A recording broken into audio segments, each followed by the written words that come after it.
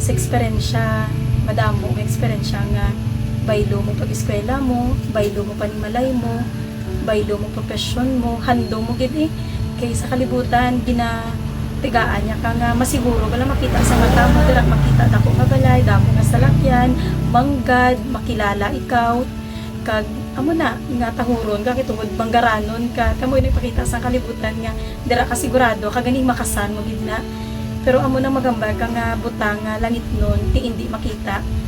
Pero dira paagi sa pagtuo Dios ang nagabukas sa una nga ang matutuod niya manggad kili ara sa langit. Kag matutuod niya manggad amo gid sa Jesus nga kung batulo naton siya labaw pa sa makita naton diri sa kalibutan ang ihatag sa Ginoo. Kag amo na sa pagupod sa iya halimbawa pakayoon baylo sina imo nga propesyon ang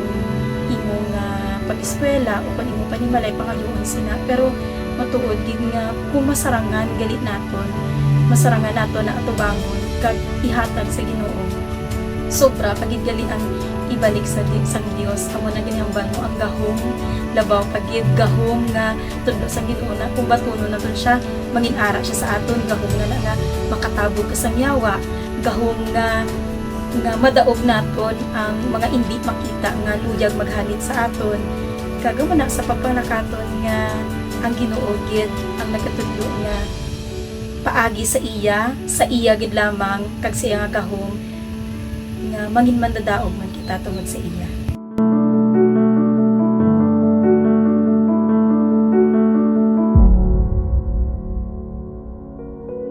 Sa Ginoo nga kung ara siya hindi lang diri sa sagwa mapahulag mo kundi sa spiritual world gali mapahulag mo man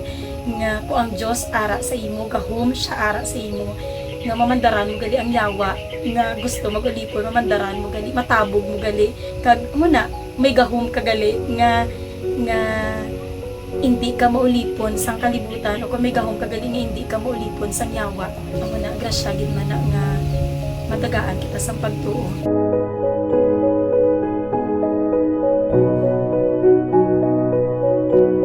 Mapatihan naton Dios ara sa aton. Naman ang pulo nga kaptan mo inga sili niya sa Santiago, tabugan yung yawa kagang yawa magapalagyo sa inyo. But silingon hindi gali kita ang mapalagyo sa yawa. But silingon hindi gali ang yawa ang magpagusto pakdo sa aton nga hindi sa kapagusto sa aton sakit kay may gahom gali kita nga kung tabugon tang yawa gali magapalagyo gani hindi gali nga ang yawa ang magkokontrolar sa aton kundi kita ang may gahom nga tabugon ang yawa